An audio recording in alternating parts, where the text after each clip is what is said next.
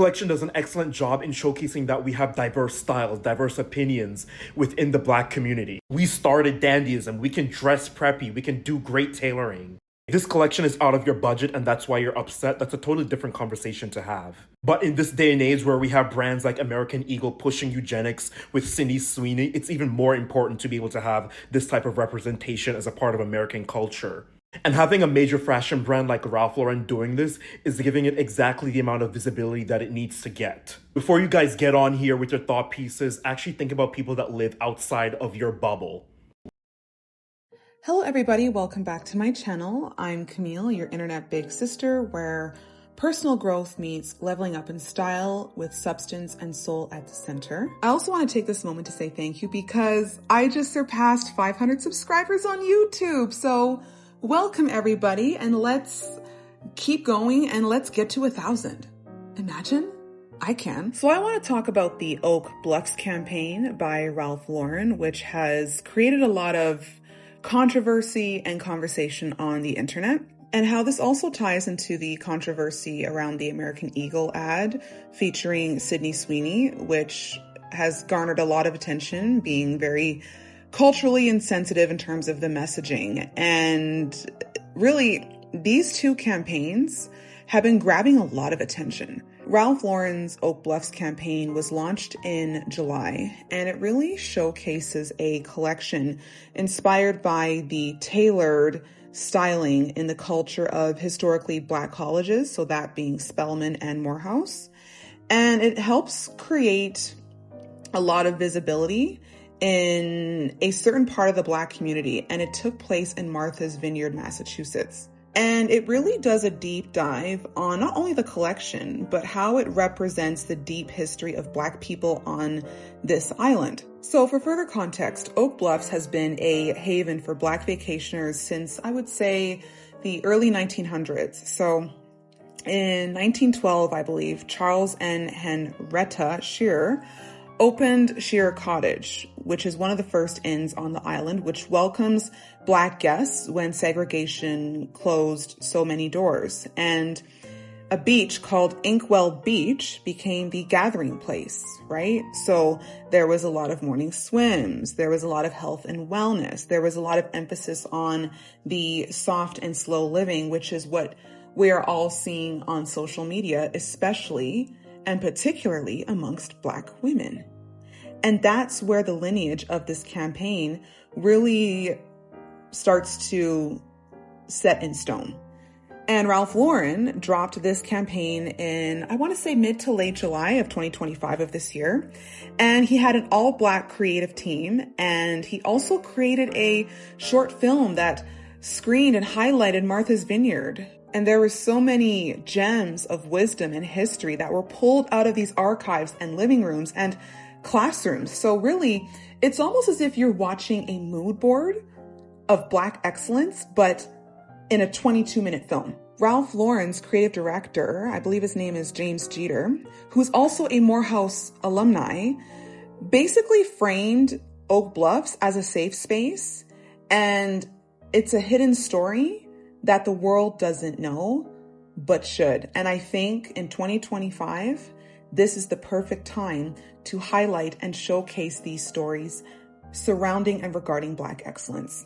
Now, the thing about history is that you cannot erase it, and it exists for a reason. So if you were to go back to the Jim Crow days, right? And this is something that I've really noticed when just looking back at Black history, especially around the Jim Crow era, was that if you look at photos of people protesting, right? Notice how well dressed the Black protesters were.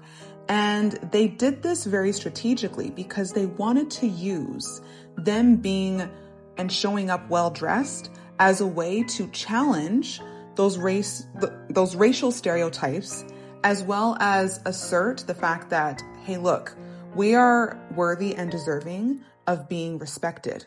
They used a Sunday best approach. So apply that to Oak Bluffs, especially in the 1900s, where Black people were not seen as being worthy of such a life where there's generational wealth, where they can go to Inkwell beaches and live a soft life and really be recognized for not only their contributions, but continuing a legacy for not only themselves, but for their families coming after them.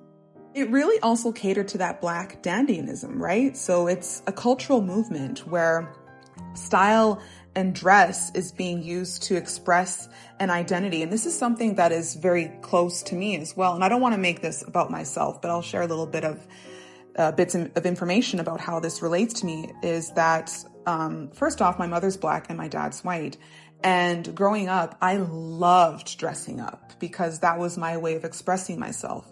I wasn't someone who was able to express herself verbally, so I looked to other outlets. And one of those main outlets for me was fashion. And I truly believed that if I showed up, not only just looking my best, but wearing unique pieces, that it would gain and garner respect, not only for myself, because that's where respect should start, but also gaining respect from others. And believe it or not, it worked. And now I work in a successful industry. I have a business on the side, and I really pride myself in terms of how I show up, not just as a human being and not just as a woman, but also as a Black woman. And when I saw this Oak Bluffs campaign by Ralph Lauren, I became so excited to the point where I almost became emotional, because it's almost like you're seeing yourself in these campaigns. And I'm going to get more into detail about this, but it really did something to me on a emotional level, and it really impacted me positively, because when I look at these Black women wearing these beautiful dresses, whether it's linen or, you know, when they're wearing their hair naturally curly or in a slick back bun, and just embracing the life of slow living and a life that is intentional, it reminds me that, hey, Camille, you can also have this life. You can also curate a lifestyle that is intentional and that is soft for you.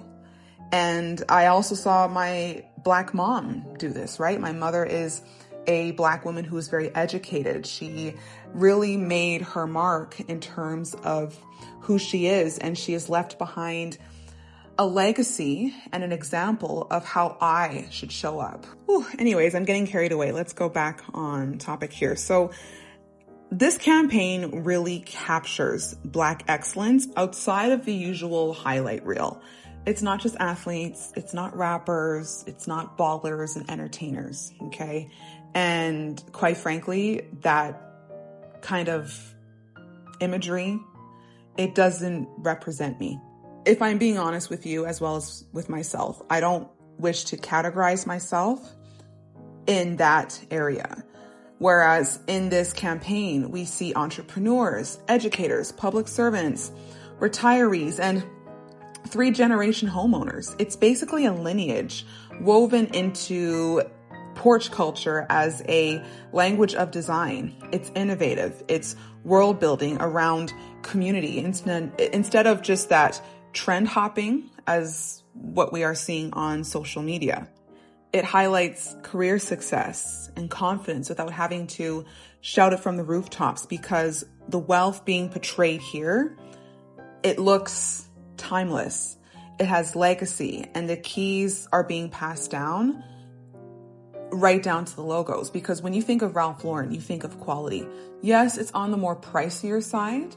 However, you're paying for the quality, and that quality is going to last for generations and generations. Very much similar to Oak Bluffs. Honestly, you guys, when I saw this campaign, I immediately ran to the Ralph Lauren website, and I thought to myself, you know what? I'm going to give my Black coins to Ralph Lauren. And I now have a pair of loafers actually sitting in my cart. It's my birthday month, so I'm going to cross my fingers and see if I pull the plug on them, because even for myself, as I get older, because I'll be 34 this month, as I get older, I want to capture and curate a capsule wardrobe that is intentional. And so now I know where to look.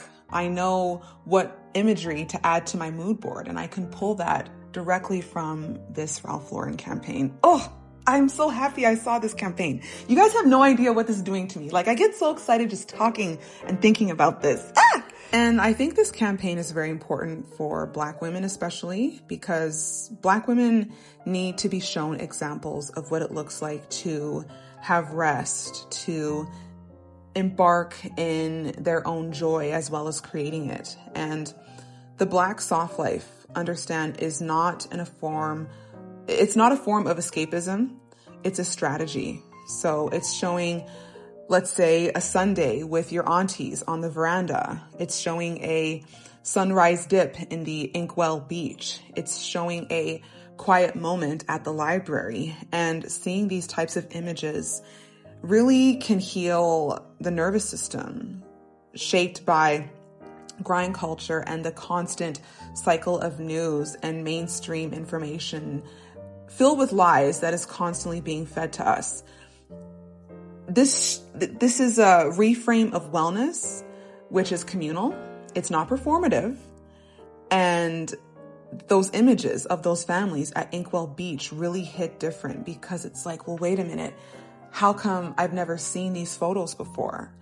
And when you look at those photos, you really think to yourself, okay, if those families can rest, exist, and just be, well, then so should I. And now, of course, we're seeing it across social media. I've been seeing a lot of videos on my TikTok timeline that shows Black women living that soft life where they are gardening, they are resting, they are journaling, or even looking at different ways to upgrade their style to a style and dress that is more intentional. It's timeless. It's very classic and can last for generations. And I think when you put yourself in the shoes of that imagery, the more it's going to alter, transform, and shape your reality. And I think that's a great manifestation hack if you think about it. And listen, Black fatigue is real. So for those who don't know what Black fatigue is, it is the mental and physical exhaustion that comes from the repeated acts of discrimination over time. And yes, there are symptoms. So symptoms can be headaches, backaches, heart rate, upset stomach, loss of appetite, and a increased blood pressure. So it shows up in many shapes or forms to the point where I don't think us as Black people realize it sometimes. We think that, oh, we can just keep fighting and working against it and we'll get rewarded after that. No, that's not the case, babes. And campaigns like this don't erase Black fatigue. Instead, it offers a counterweight. So it's not only grief and protest, it's having a glass of lemonade on the porch. It's wearing summer linens from Ralph Lauren that allow you to breathe because linen is meant to be light. It can be a family photo wall that looks just like yours, right? So it's the balance of matters for mental health, identity, and especially for people learning what it is that our story includes. Now, of course, as most of you may know, not everybody was clapping when this campaign was released. It garnered a lot of controversy, and critics called it being elitist or performative, and some said that the price points can shut people out, and others were worried about commodifying a cherished space by thinking that, oh, well, only these spaces are meant for white people. Now, given the history and resilience and adversity that many Black people have had to overcome, so you're mad at a campaign that highlights Black people in a positive light because deep down, you believe that Black people are still supposed to struggle. Is that what I'm getting?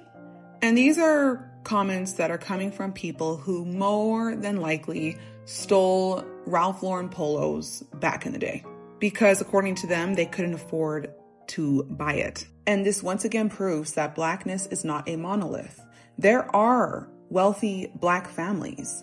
And I think the issue comes from the fact that these people that are complaining have never been exposed to these Black families that are wealthy, which is such a limited worldview. And look, I get it. Everyone has their own stories and their own experiences, but just because a story does not relate to you particularly, it doesn't mean that it's not going to relate to somebody else. There's always going to be someone that is going to relate to this Ralph Lauren campaign and story.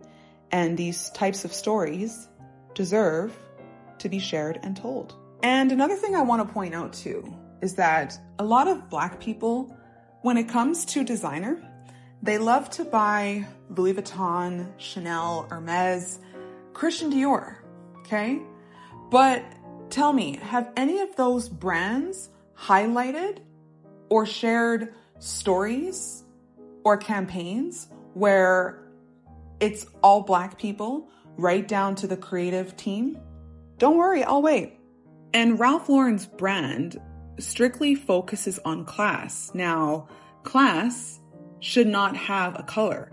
If you can afford Ralph Lauren, regardless of what your race is, great, you can afford it. This campaign is not blatantly racist. It shows Black people in a more modest, refined, elegant, and sophisticated light, which we have been conditioned to suppress for over 400 years. And from a marketing and business perspective, this is extremely well thought out, and it's very smart compared to other campaigns that I have seen, aka the American Eagle ad featuring Sydney Sweeney. So when you first look at it, it looks harmless, right? You have denim, nostalgia, and very flirty vibes. But once you listen to the voiceover by Sydney Sweeney, it's actually saying and doing a lot more, because here you have Sydney Sweeney, blonde hair, blue eyes, very skinny looking white woman, and she's speaking in a baby voice, which is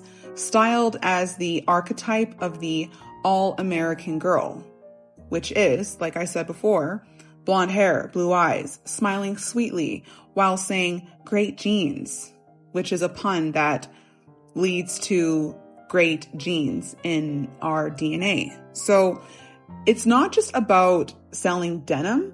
At this point, it's all about catering to the male gaze, which is the patriarchy, whether you like it or not. The baby voice, the hyper-feminized innocence. It's designed to infantilize her and putting her in a position to being desirable as well as submissive. And this is obviously a trope that has been recycled for decades when it comes to American advertising, that women aren't just selling clothes, they're selling they're selling the image and lifestyle of being docile and openly and readily available. And given the political climate that we're in, this ad drops in a moment where you have Donald Trump, who's back in office, where YT nationalist rhetoric is all about preserving the family and protecting traditional values. And it's becoming more louder than ever. And that those great genes, it reads like a dog whistle. It frames this white femininity as precious, fertile, and worth preserving. It's selling denim, but also it's selling a vision of society in the future. And this is propaganda for the patriarchy, where it's conditioning young white women, especially those who see themselves in Sydney Sweeney, or who want to see themselves in Sydney Sweeney, to aspire to the trad life, the trad wife life. And that your purpose is to be young, beautiful, center yourself around the gaze of men, and most importantly, have babies. And considering how low the birth rate is right now, this is a form of propaganda. Let's be real. And the declining white birth rate has been a fixation in the far right political discourse. It plays into the psyche, which really is the purpose of marketing. If you think about it, it plays into the psyche where that anxiety lives, where you have to dress it up in cute jeans and nostalgia. And look, it's all rage bait at the end of the day. The baby voice, the puns, the heavy-handed imagery, it's meant to create controversy. It's meant to spark discourse. It's meant to make people argue online in the comment section, whether you're on TikTok, YouTube, Instagram or Facebook. Either way, this puts the brand in a winning position because attention is currency. Outrage is free advertising. And look, I'll be honest, I forgot American Eagle existed. I think the last time I set foot into an American Eagle was in high school, and even just walking into the store, it was at a mall that was across the street from the high school I went to. It was always, how do I say it? It was always catering to a white demographic. If you look at the models featured, they're all white. If you look at the people who are shopping there, they're all white, right? So in a way, I kind of felt out of place, but this was during a time where I didn't really have a clear understanding of who I was and where I stood on the scale of being Black versus white, right? But now that I'm older and now that I see ads like this and now that I reminisce, it's like, okay, wait a minute. Hang on. This was all cultural. This was all designed and styled for the male gaze, where, again, white femininity is upheld as the standard. And of course, I don't fit that standard. And look, I'm not mad. Trust me, that's the last standard that I ever want to fit in. But it's being sold as being aspirational. It's not fashion. It's just soft, docile power, where it's trying to get white women back into that role. And what's even more interesting is the fact that, of course, this ad has gathered a lot of attention and a lot of conversations. But what I'm noticing too is that even the white women have an issue with this ad. Basically saying that this ad does not represent them. And also, these white women that are outraged, they look nothing like Sydney Sweeney. Some of them are brunettes. Some of them have red hair. So I can see why it's causing such a controversy. And it's almost as if even those white women are trying to separate themselves from this type of ad. Again, going back to the low birth rates. They want to be seen as someone outside of this type of ad. However, this is the positive thing about rage bait, is that rage bait is very short-lived. It has its high, but then it'll have its low. And last time I checked, I believe the stock for American Eagle went up. And now I'm sitting here thinking to myself, well, who raised the stock on that? And obviously it's white men who most likely don't even shop at American Eagle and are most likely on a particular side when it comes to politics. So I'm just going to leave that there and leave it to the imagination. So therefore, I'm curious to see how this is going to affect the sales of American Eagle, because who needs to buy from them? Women. And it's not just white women, it's all races and demographics of women. So do you really think that women of color are going to be buying from American Eagle after seeing this ad? Yeah, I don't think so. I guess we'll have to see where this goes. So now the question becomes this: what do we do with all this information? If one ad is propaganda dressed up as denim and the other one highlights heritage wrapped in linen and softness, where should we direct our focus? First off, we need to broaden the archive of what gets celebrated. Ralph Lauren's Oak Bluffs campaign really works and was executed so well because it shows that Black stories don't have to be tied to trauma, struggle, pain, and suffering. It shows leisure, wellness, legacy, and generational success, and that we should direct our energy and attention to support and buy from brands or support films and media that help expand our range of representation. Secondly, we have to demand substance when it comes to brands. American Eagle gave us a pun and a little baby voice and blonde hair and blue eyes, whereas Ralph Lauren partnered with local organizations, has supported museums, and has documented and created a real community. That's the bar. That's the standard. And we should reward companies that move beyond the aesthetics and lean more into that impact. Because if you're going to use culture, you need to invest in it. And you also need to redefine what excellence looks like. It can look like breaking free from the male-centered trad wife fantasy, It can look like celebrating not just the 1% of success stories, but the everyday innovators, caretakers, and people who are choosing slow living and soft life as a form of resistance. It's not just about winning in capitalism when it comes to excellence. Excellence can be wellness, it can be joy, and it can be a legacy. And last but not least, invest your time, energy, clicks, and dollars into counter stories. Watch the 22-minute Ralph Lauren short film. Share the histories of places like Oak Bluffs, Sag Harbor, Inkwell Beach, Martha's Vineyard, and buy from brands and creators who are helping expand the lens. Because with every view, every click, every share, every repost, every purchase, it's a vote for the culture that you want amplified. That's the real work. Putting our focus where expansion lives, where joy lives, and where the stories get bigger and bigger instead of getting smaller. If this breakdown gave you something to think about, hit that like button so more people can see it and help me get more subscribers.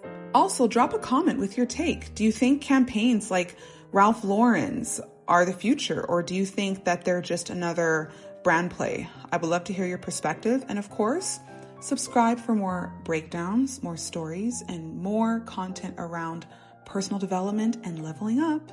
Until next time.